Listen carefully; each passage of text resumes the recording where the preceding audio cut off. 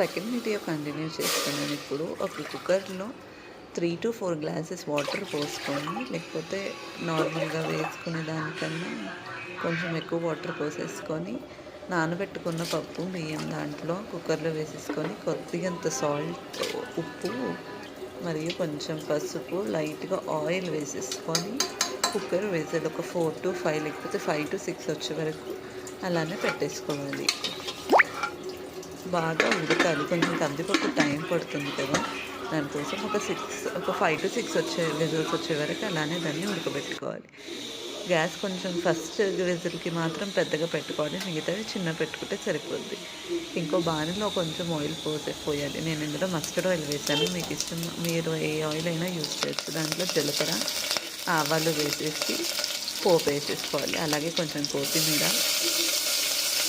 ఉల్లిపాయలు, ఇంకా అల్లం వెల్లుల్లి పేస్ట్ కూడా వేసేసుకోవాలి. తరిగిన కూరగాయలన్నీ వేసేసుకోవచ్చు. నా దగ్గర ఎక్కువ ఏం లేదు కాబట్టి నేను ఓన్లీ ఆనియన్స్ అని టమాటోసే వేసేస్తున్నాను.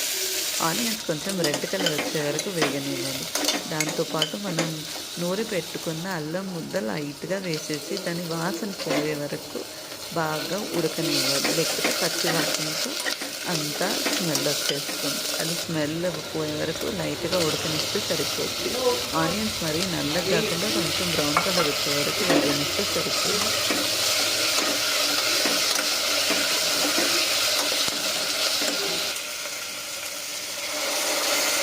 కూరగాయలు కొంచెం లైట్గా ఉడికేసిన తర్వాత చింతపండు గుజ్జు మంచిగా రసం పిండేసుకొని దాంట్లో పోసేసుకోవాలి. దాంతోపాటు కొన్ని వాటర్ పోసేసుకున్నా సరిపోదు.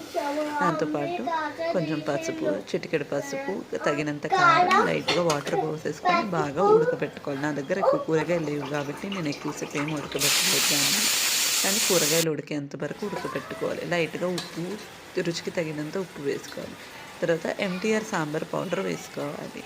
మీరు ఇంట్లో చేసిన సాంబార్ పౌడర్ అయినా వేసుకోవచ్చు. ఇప్పుడు కుక్కర్ మూత తీసేసి అన్నం ఉడికిందా లేదా చూసేసి, ఉడికిపోతే అన్నం అంతా దాంట్లో లైట్గా మ్యాష్ చేసేసుకొని కుక్కర్లో మళ్ళీ ఇంకో బాణలో వేసేసుకుంటే సరిపోతుంది.